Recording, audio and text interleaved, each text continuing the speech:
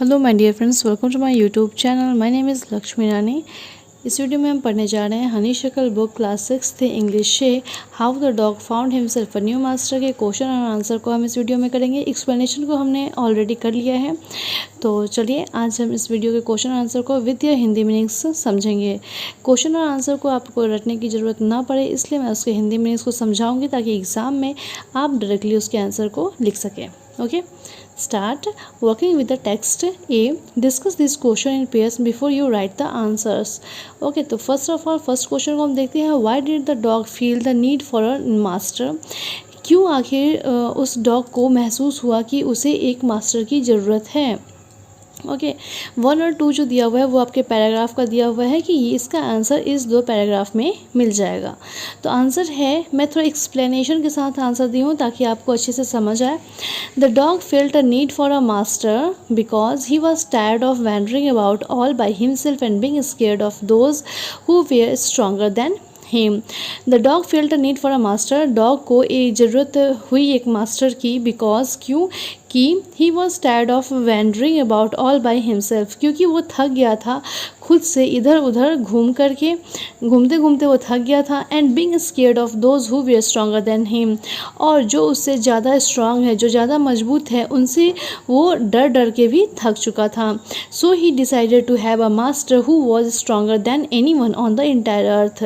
इसलिए उसने ये डिसाइड किया कि इस पृथ्वी पर जो भी सबसे मजबूत, सबसे ताकतवर होगा, मैं उसे ही अपना मास्टर बनाऊंगा इस पूरी पृथ्वी पे। ठीक है, तो इसका आंसर हो जाएगा कि डॉग को इसलिए महसूस हुई कि उसे एक मास्टर की ज़रूरत है क्योंकि वो थक गया था घूमते घूमते, और अपने से मजबूत ताकतवर जानवर से डरते डरते वो थक गया था। इसलिए उसने सोचा कि पूरे इंटायर अर्थ में जो सबसे ज़्यादा ताकतवर होगा, मैं उसे ही अपना मास्टर बनाऊंगा। Okay, second question. Who did he first choose as his master? Why did he leave that master? वो बोलता है कि उसने, क्वेश्चन है कि आखिर उसने अपना पहला मास्टर किसे चूज़ किया और उसने उसे क्यों छोड़ दिया। फर्स्ट ऑफ ऑल उसने किसे अपना मास्टर चूज़ किया और फिर उसे क्यों छोड़ दिया। Okay, so the answer is he choose the wolf as his first master. उसने उल्फ को सबसे पहले अपना मास्टर चुना। He left the wolf as his master because उसने उल्फ को इसलिए मास्टर के रूप में इसलिए छोड़ दिया क्योंकि the wolf was scared of the bear. उसने उल्फ को क्यों छोड़ दिया, तो क्योंकि उल्फ क्या था कि बियर से डर गया था। The dog wanted to serve a master, वो डॉग ऐसे मास्टर को चाहता था who was stronger than anyone on the earth, जो इस पृथ्वी पे सबसे ज़्यादा ताकतवर हो। So he left the wolf, इसलिए उसने उल्फ को छोड़ दिया। सो द आंसर इज़ कि उसने सबसे पहले उल्फ को चूज़ किया और उसने उसे इसलिए छोड़ दिया क्योंकि वो बियर से डर गया था और डॉग चाहता था कि पूरे पृथ्वी पर जो सबसे ताकतवर हो वो उसका मास्टर बने, इसलिए उसने उल्फ को छोड़ दिया। Okay, third question is who did he choose next. आखिर उसने उल्फ के बाद किसे चूज़ किया। बहुत छोटा आंसर है। Answer is he choose the bear as his master. Wolf किससे डर गया था, तो बियर से डरा था ना, तो उसने फिर क्या सोचा कि उल्फ बियर से डर गया तो बियर को मैं अपना मास्टर बना लेता हूँ, क्योंकि उसे लगा कि बियर ज़्यादा ताकतवर है। So the answer is he choose the bear as his master. उसने बियर को अपना मास्टर चूज़ किया। Fourth question, why did he serve the lion for a long time. उसने लायन की सेवा इतने लंबे समय तक क्यों की।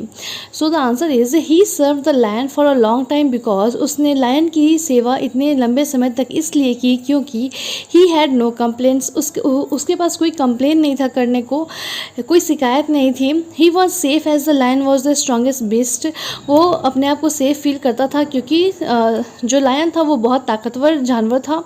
And no one dare to touch the dog, और फिर कोई भी ये हिम्मत नहीं करता था कि डॉग को टच भी करे। ठीक है, तो लायन को इसलिए सर्व किया क्योंकि उसके पास कोई शिकायत नहीं था। लायन के साथ रहते रहते वो बहुत अपने आप को सेफ फील करता था क्योंकि ये बहुत ताकतवर जानवर था और शेर के कारण कोई भी उसे टच नहीं कर पाता था डॉग को। ठीक है, so the last question is question number 5, whom did he finally choose as his master and why। आखिर उसने लास्टली किसे चूज़ किया अपने मास्टर के रूप में और क्यों किया। तो इसका आंसर हो जाएगा he finally chose man as his master, उसने फाइनली लास्ट में चूज़ किया एक इंसान को, मानव को। दिस इज़ बिकॉज, ऐसा इसलिए किया उसने, even the lion who was the fiercest beast, एक लायन जो कि एक फियरेस्ट बीस्ट था, वॉज स्केयर्ड ऑफ ह्यूमन्स, आखिर वो किससे डर रहा था, तो ह्यूमन से डर रहा था, इसलिए उसने क्या किया कि ह्यूमन को अपना मास्टर चूज़ किया।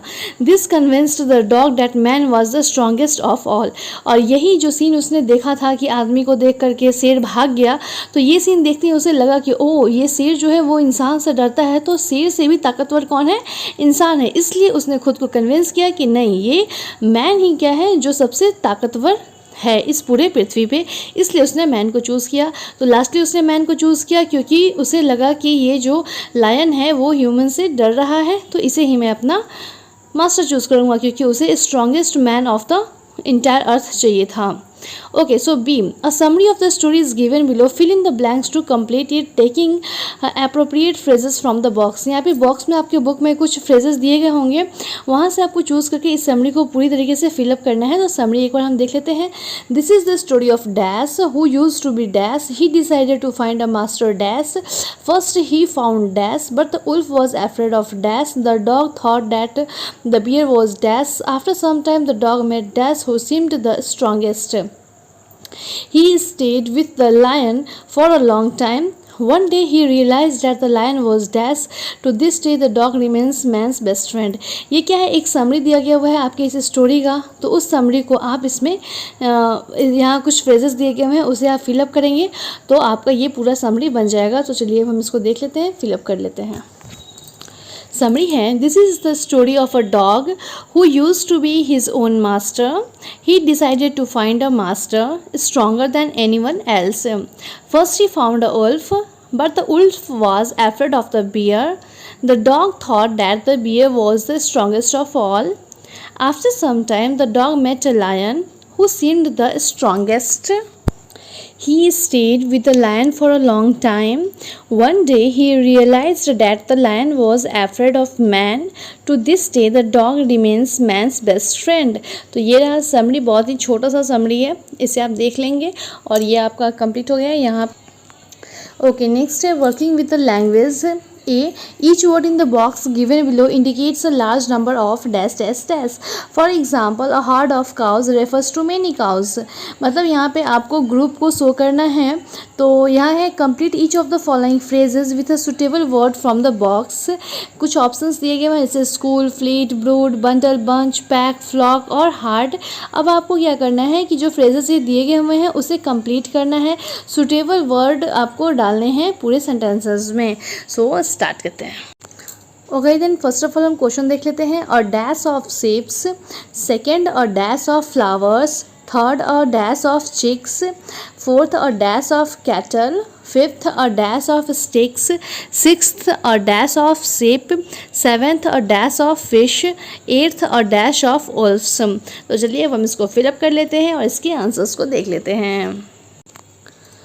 ओके, फर्स्ट में हो जाएगा a fleet of ships, second a bunch of flowers, third a brood of chicks, fourth a herd of cattle, fifth a bundle of sticks, sixth a flock of sheep, seventh school of fish, eighth a pack of wolfs. तो इसमें आपका first में fleet, second में bunch, third में brood, fourth में herd, fifth में bundle, sixth में flock, seventh में स्कूल एंड एट्थ में पैक हो जाएगा।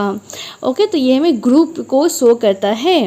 Okay, next make nouns from the words given below by adding ness or ity. For example, some words we need to add just ty or y. Okay, so इसमें first है honest, second kind, third cruel, fourth calm, fifth sad, sixth active, seventh creative, eighth sincere, ninth cheerful, tenth bitter, 11th sensitive and 12th great. Okay, जैसे कि इसमें आपको क्या करना है, तो ऑनेस्टली, काइंडली ऐसे करके पूरे को फिलअप करना है। तो इसके आंसर्स को हम फिर से देख लेते हैं। So first is honesty, second kindness, kindly भी आप लिख सकते हैं, third cruelty, fourth calmness, fifth sadness और sadly, sixth activity, 7th creativity, 8th sincerity, 9th cheerfulness, 10th bitterness, 11th sensitivity and 12th greatness. Okay. Okay दिन यहाँ पे ये वीडियो समाप्त होता है. I hope you love this video, so keep subscribing and watching my channel. And students, आप सभी को से मैं आशा करती हूँ कि आप सभी लोगों का प्रिपरेशन एग्जाम के लिए बहुत ही अच्छे से हो जाएगा. इन सारे क्वेश्चंस के आंसर्स को अगर आप इस तरीके से लिखेंगे तो, और आई होप कि आप लोगों को समझने में भी कोई प्रॉब्लम नहीं हुआ हो. So keep subscribing and watching my channel. Thank you so much. Bye bye. Take care.